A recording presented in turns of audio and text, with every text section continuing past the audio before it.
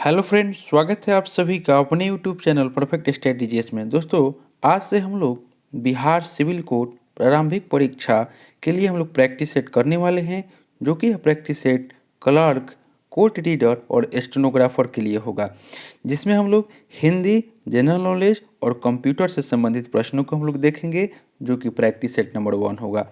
दोस्तों, आपसे रिक्वेस्ट है, आप मेरे चैनल पर नए हैं, इसे सब्सक्राइब कर लें, इसे लाइक करना ना भूलें, दोस्तों में शेयर करें फेसबुक, व्हाट्सएप, टेलीग्राम के माध्यम से। दोस्तों, आपको इसका पूरा 100 नंबर का क्वेश्चन का पूरा पीडीएफ आपको टेलीग्राम पर प्रोवाइड करा दिया जाएगा। आप लोग टेलीग्राम ज्वाइन कर सकते हैं, उसका लिंक डिस्क्रिप्शन में दे दिया जाएगा।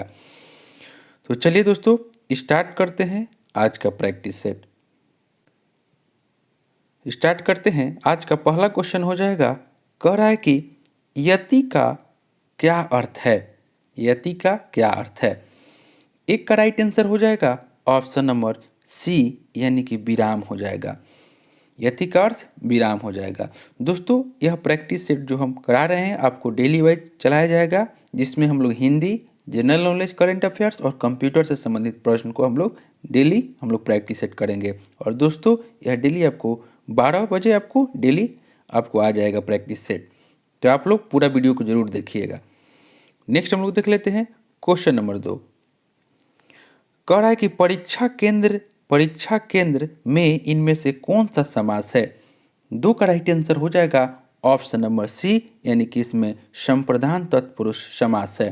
परीक्षा केंद्र में संप्रदान तत्पुरुष समास है। तत्पुरुष समास उसे कहते हैं, यानी कि जिस समास में पूर्व पद गौण तथा उत्तर पद प्रधान हो, तत्पुरुष समास कहलाता है। और दोनों पदों के बीच परसर्ग को लोप रहता है और परसर्ग के आधार पर तत्पुरुष समास के 6 भेद होते हैं। इसलिए इसका right answer option number C हो जाएगा। दोस्तों, हम आपको प्यून और ऑर्डिनरी के लिए भी प्रैक्टिस सेट हिंदी का करा रहे हैं, तो आप लोग मेरे चैनल पर जाकर उसका भी प्रैक्टिस सेट कर सकते हैं। नेक्स्ट देख लेते हैं क्वेश्चन नंबर 3 में आपको कह रहा है कि निर्गुण शब्द में कौन सी संधि है। 3 का राइट आंसर हो जाएगा ऑप्शन नंबर ए, यानी कि इसमें विसर्ग संधि है। निर्गुण शब्द में विसर्ग संधि है। विसर्ग के साथ स्वर अथवा व्यंजन को मिलाने से जो विकार उत्पन्न होता है उसे विसर्ग संधि कहते हैं। इसका right answer option number A हो जाएगा। क्वेश्चन नंबर 4 में आपको कह रहा है कि त्रिभुवन शब्द में कौन सा समास है। 4 का राइट आंसर हो जाएगा ऑप्शन नंबर सी, यानी कि इसमें द्विगु समास है। द्विगु समास का प्रथम पद जो है वह आपको संख्यावाचक होता है और अंतिम पद संज्ञा होता है। यानी कि पहला पद जो त्रिभु है, त्रिभुवन में त्रि जो है वह आपका संख्यावाचक है, इसीलिए इसका right answer option number C हो जाएगा। क्वेश्चन नंबर 5 कह रहा है कि दांत गिनना मुहावरे का क्या अर्थ है। 5 का राइट आंसर हो जाएगा ऑप्शन नंबर बी, यानी कि उम्र पता लगाना। नेक्स्ट देख लेते हैं क्वेश्चन नंबर 6 में कह रहा है कि जो न जाना गया हो, इस वाक्यांश के लिए सही शब्द कौन सा है। 6 का राइट आंसर हो जाएगा ऑप्शन नंबर ए, यानी कि अज्ञात। नेक्स्ट हम लोग देख लेते हैं क्वेश्चन नंबर 7 कह रहा है कि दिए गए विकल्पों में से कौन सा विकल्प फूल शब्द का समानार्थी शब्द है। 7 का राइट आंसर हो जाएगा ऑप्शन नंबर ए, यानी कि सुमन। फूल का पर्यायवाची शब्द होता है, पुष्प होता है, सारंग होता है, गुल होता है, कुसुम होता है और प्रसून होता है। और आपको सुमन जो है यह भी आपका समानार्थी शब्द है फूल का। ऑप्शन नंबर ए इसका राइट आंसर हो जाएगा। नेक्स्ट हम लोग देख लेते हैं क्वेश्चन नंबर 8 कह रहा है कि हे राम मेरी रक्षा करो, इस वाक्य में कौन सा कारक है। 8 का राइट आंसर हो जाएगा ऑप्शन नंबर डी, इसमें संबोधन कारक है। नेक्स्ट हम लोग देख लेते हैं क्वेश्चन नंबर 9। क्वेश्चन नंबर 9 में आपको कह रहा है कि महादेवी वर्मा की कृति यामा है। 9 का राइट आंसर हो जाएगा ऑप्शन नंबर बी, यानी कि यह काव्य संग्रह है। महादेवी वर्मा का कृति यामा काव्य संग्रह है और महादेवी वर्मा 1982 ईस्वी में यामा के लिए ज्ञानपीठ पुरस्कार दिया गया था। नेक्स्ट हम लोग देख लेते हैं क्वेश्चन नंबर 10 कह रहा है कि चांद का मुंह टेढ़ा इनमें से किस कवि की रचना है। 10 का राइट आंसर हो जाएगा ऑप्शन नंबर बी, यह आपको मुक्ति बोध की रचना है। नेक्स्ट देख लेते हैं क्वेश्चन नंबर 11। कह रहा है कि इनमें से कौन सा शब्द जो है वह आपको उपमा का पर्यायवाची शब्द नहीं है। 11 का राइट आंसर हो जाएगा ऑप्शन नंबर ए, यानी कि खाद जो दे रहा है यह आपको उपमा का पर्यायवाची शब्द नहीं है। उपमा का पर्यायवाची शब्द तस्बीह, समता, सादृश्यता, जोड़, साम्य हो जाएगा। ऑप्शन नंबर ए इसका राइट आंसर हो जाएगा। क्वेश्चन नंबर 12 में दे रहा है कि प्रलय का विलोम शब्द निम्न में से कौन सा है। 12 का राइट आंसर हो जाएगा ऑप्शन नंबर ए, यानी कि सृष्टि। प्रलय का विलोम शब्द सृष्टि हो जाएगा। नेक्स्ट हम लोग देख लेते हैं क्वेश्चन नंबर 13। कह रहा है कि जहरीला शब्द में प्रत्यय है।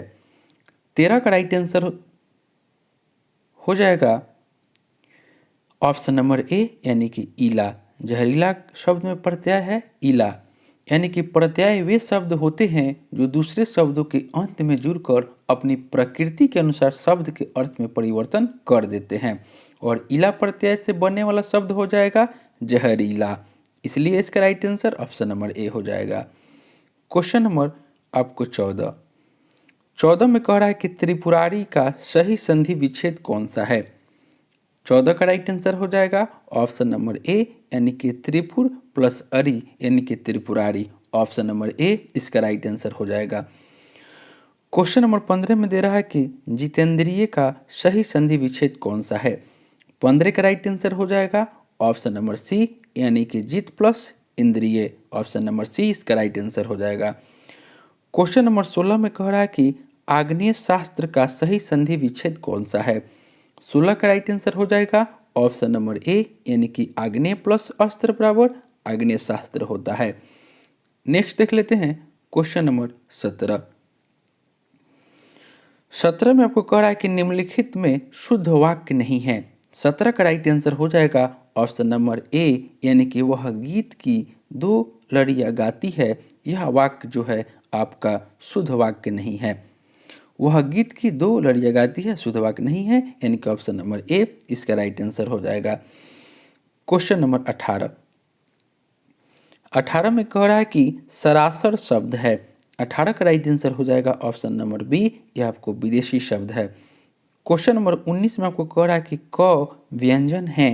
19 का राइट आंसर हो जाएगा ऑप्शन नंबर बी, यह आपको अघोष व्यंजन है। नेक्स्ट देख लेते हैं। कह रहा है कि इनमें से आगे नाथ न पीछे पगहा लोकोक्ति का क्या अर्थ है। 20 का राइट आंसर हो जाएगा ऑप्शन नंबर डी, यानी कि किसी तरह की जिम्मेदारी का न होना। ऑप्शन नंबर डी इसका राइट आंसर हो जाएगा। अब हम लोग जनरल नॉलेज और करंट अफेयर्स से प्रश्न को देखेंगे। 41 से हम लोग देखते हैं। 41 से आपको इसमें जनरल नॉलेज और करंट अफेयर्स दिया है। उसके पहले आपको इंग्लिश है और आपको मैथ है, जो कि हम पीडीएफ दे देंगे, आप लोग वहाँ से बना लीजिएगा। 41 में आपको दे रहा है कि डैश वनों की कटाई के लिए जिम्मेदार प्रमुख कारकों में से एक है। 41 का राइट आंसर हो जाएगा ऑप्शन नंबर डी, यानी कि कृषि जोन है वनों की कटाई के लिए जिम्मेदार प्रमुख कारकों में से एक है। Option number D right answer हो जाएगा। नेक्स्ट हम लोग देख लेते हैं क्वेश्चन नंबर 42। कह रहा है कि विश्व का सबसे बड़ा कॉफी उत्पादक देश कौन सा है। 42 का राइट आंसर हो जाएगा ऑप्शन नंबर डी, यानी कि ब्राजील। विश्व में कहवा प्रातः ब्राजील को कहा जाता है और विश्व में कहवा की मंडी साओ पाउलो को कहते हैं। इसका right answer option number D हो जाएगा। 43 में कह रहा है कि भारत के उच्चतम न्यायालय की प्रथम महिला न्यायाधीश कौन थी। 43 का राइट आंसर हो जाएगा ऑप्शन नंबर डी, यानी कि एम फातिमा बीबी। क्वेश्चन नंबर 44 कह रहा है कि गौतम बुद्ध ने अपना अंतिम उपदेश कहाँ दिया था। 44 का राइट आंसर हो जाएगा ऑप्शन नंबर सी, यानी कि कुशीनगर में। गौतम बुद्ध ने अपना पहला उपदेश सारनाथ में तथा अंतिम उपदेश जो है कुशीनगर में दिया था, और श्रावस्ती में बुद्ध ने सर्वाधिक उपदेश दिए थे। नेक्स्ट देख लेते हैं क्वेश्चन नंबर 45। कह रहा है कि दिल्ली सल्तनत का शासक जो दिल्ली से अपनी राजधानी एक ऐसे शहर में ले गया जिसे बाद में आगरा नाम से जाना गया। 45 का राइट आंसर हो जाएगा ऑप्शन नंबर बी, यानी कि सिकंदर लोदी। नेक्स्ट हम लोग देख लेते हैं क्वेश्चन नंबर 46। कह रहा है कि होम रूल लिंक की स्थापना कब हुई। 46 का राइट आंसर हो जाएगा ऑप्शन नंबर बी यानी कि प्रथम विश्व युद्ध के समय। होम रूलिंग की स्थापना प्रथम युद्ध के समय हुई थी और अप्रैल 1916 ईस्वी में होम रूलिंग की स्थापना बाल गंगाधर तिलक के द्वारा की गई थी। दोस्तों मेरे चैनल पर बिहार दरोगा का भी प्रैक्टिस सेट चलाया जा रहा है, आप लोग जा करके उसको भी देख सकते हैं। 47 में कह रहा है कि राजा शाहू का प्रथम पेशवा कौन था। 47 का राइट आंसर हो जाएगा ऑप्शन नंबर ए यानी कि बालाजी विश्वनाथ। क्वेश्चन नंबर 48 में आपको कह रहा है कि निम्नलिखित किस अनुच्छेद में राज्यसभा को यह अधिकार है कि 2/3 बहुमत से किसी नई अखिल भारतीय सेवा को स्थगित करे। 48 का राइट आंसर हो जाएगा ऑप्शन नंबर ए यानी कि अनुच्छेद 312। नेक्स्ट देख लेते हैं क्वेश्चन नंबर 49।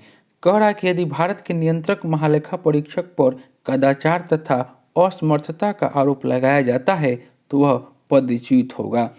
49 का राइट आंसर हो जाएगा ऑप्शन नंबर ए यानी कि संसद के दोनों सदनों के समावेदन पर। ऑप्शन नंबर ए इसका राइट आंसर हो जाएगा।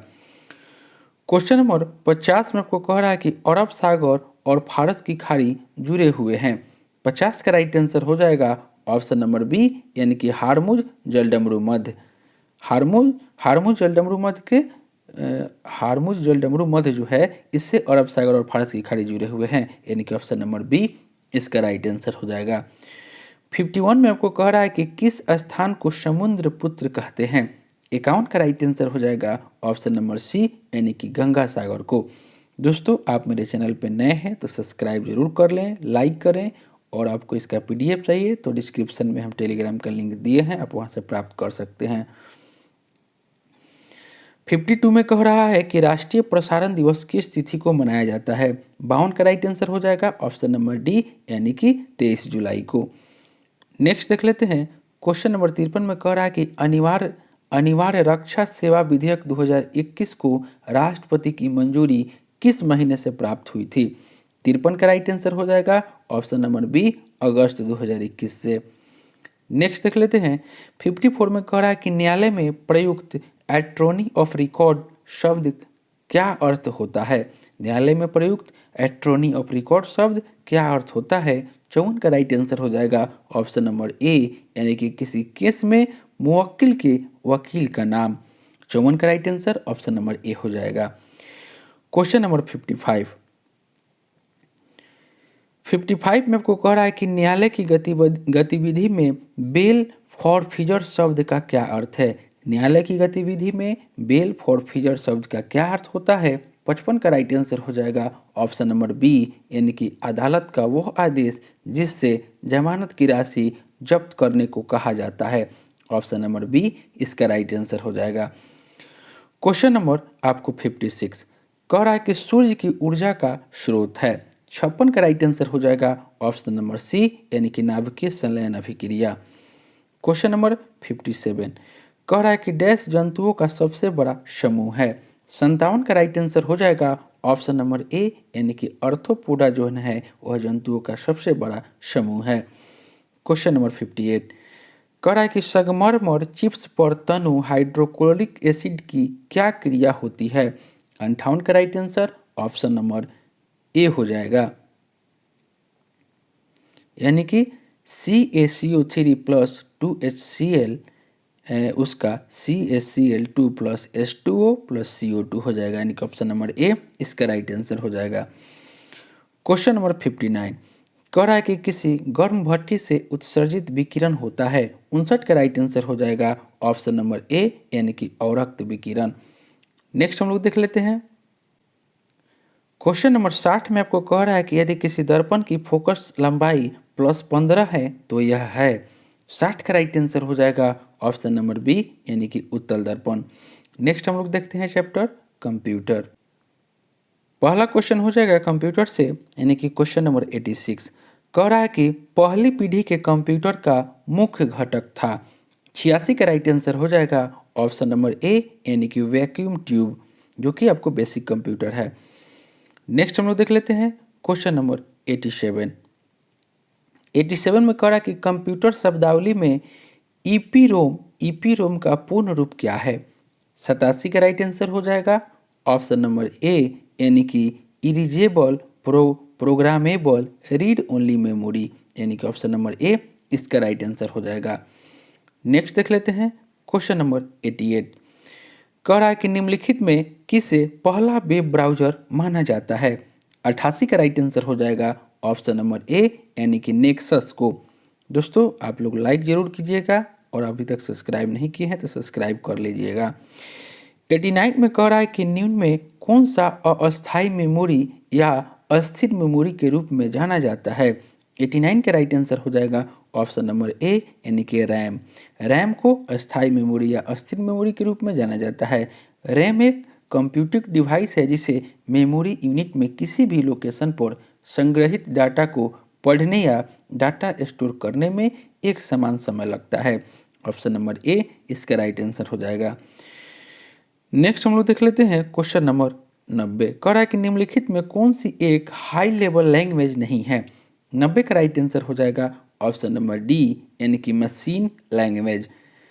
नेक्स्ट हम लोग देख लेते हैं और कुछ इसके बारे में हम बता देते हैं। मशीन लैंग्वेज जो है एक हाई लेवल लैंग्वेज नहीं है और पहली पीढ़ी की कंप्यूटर भाषा मशीनी भाषा था, दूसरी पीढ़ी के कंप्यूटर भाषा असेंबली भाषा था और तीसरी पीढ़ी के कंप्यूटर भाषा उच्च स्तरीय भाषा था और चौथी पीढ़ी के कंप्यूटर भाषा डोमेन आधारित और पांचवी पीढ़ी के कंप्यूटर भाषा जो हो जाएगा वह कृत्रिम बुद्धिमत्ता था। इसलिए इसका right answer option number D हो जाएगा। क्वेश्चन नंबर 91 में आपको कह रहा है कि रैम किस प्रकार के संग्रहण मेमोरी है। 91 का राइट आंसर हो जाएगा ऑप्शन नंबर डी, यह आपको प्राथमिक हो जाएगा, प्राथमिक मेमोरी है। नेक्स्ट देख लेते हैं क्वेश्चन नंबर 92। क्वेश्चन नंबर 92 में आपको कह रहा है कि इनमें से कौन सी कंप्यूटर की एक विशेषता नहीं है। 92 का राइट आंसर हो जाएगा ऑप्शन नंबर ए यानी कि इंटेलिजेंस कोशेंट जो दे रहा है यह आपका कंप्यूटर की एक विशेषता नहीं है। कंप्यूटर की विशेषता स्पीड, एक्यूरेसी, डेटा स्टोरेज हो जाएगा। ऑप्शन नंबर ए इसका राइट आंसर हो जाएगा। क्वेश्चन नंबर 93 में आपको कह रहा है कि कंप्यूटर टूल्स जैसे कि वर्ड, एक्सेल, पावर पॉइंट निम्नलिखित में से किस कंपनी की प्रोडक्ट है। 93 का राइट आंसर हो जाएगा ऑप्शन नंबर सी, यह आपको माइक्रोसॉफ्ट कंपनी के प्रोडक्ट है। नेक्स्ट हम लोग देख लेते हैं 94 में कह रहा है कि किसी मेल में मौजूद तारीख एंटर करने के लिए किसे प्रेस किया जाता है। 94 का राइट आंसर हो जाएगा ऑप्शन नंबर ए यानी कि कंट्रोल प्लस।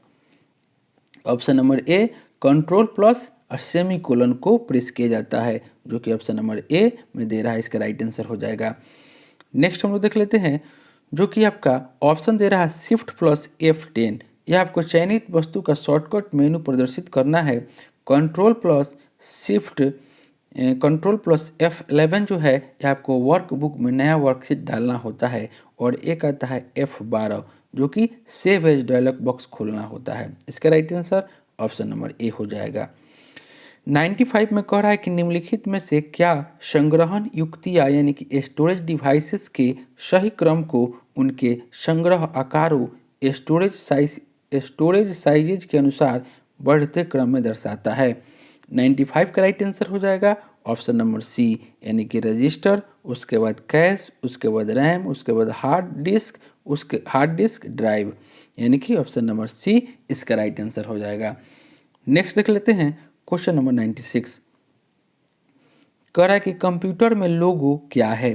96 का राइट आंसर हो जाएगा ऑप्शन नंबर डी, यह आपको प्रोग्रामिंग भाषा है। नेक्स्ट हम लोग देख लेते हैं क्वेश्चन नंबर 97। कह रहा है कि निम्नलिखित में कौन सा स्प्रेडशीट का एक उदाहरण है। 97 का राइट आंसर हो जाएगा ऑप्शन नंबर ए यानी कि माइक्रोसॉफ्ट एक्सेल। क्वेश्चन नंबर 98 कह रहा है कि डैश एक समान शब्द है जो इंटरनेट एवं वर्ल्ड वाइड वेब के सभी विधिक एवं नियामक पहलुओं को संदर्भित करता है। 98 का राइट आंसर हो जाएगा ऑप्शन नंबर सी यानी कि साइबर लॉ। साइबर लॉ एक समान शब्द है जो इंटरनेट एवं वर्ल्ड वाइड वेब के सभी विधिक एवं नियामक पहलुओं को संदर्भित करता है। ऑप्शन नंबर सी इसका राइट आंसर हो जाएगा। क्वेश्चन नंबर 99 में कह रहा है कि कंप्यूटर वायरस से बचने के लिए निम्नलिखित सुरक्षा नियमों में से कौन सा उपाय नहीं है। 99 का राइट आंसर हो जाएगा ऑप्शन नंबर बी, यानी कि किसी भी बाहरी फ्लॉपी डिस्क का उपयोग बिना स्कैन किए नहीं करना चाहिए। ऑप्शन नंबर बी इसका राइट आंसर हो जाएगा। और आज का अंतिम क्वेश्चन आपको कह रहा है कि इंटरफेस एक समय में एक बिट ट्रांसमिट करता है। 100 का राइट आंसर हो जाएगा ऑप्शन नंबर ए, यानी कि सीरियल। सीरियल जो है इंटरफेस एक समय में एक बिट ट्रांसमिट करता है। Option number A right answer हो जाएगा।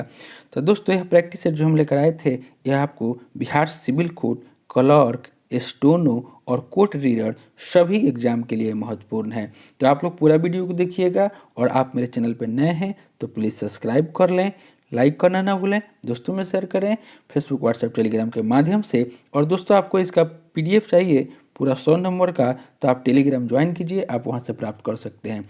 तो चलिए दोस्तों मिलते हैं नेक्स्ट वीडियो में, तब तक के लिए धन्यवाद।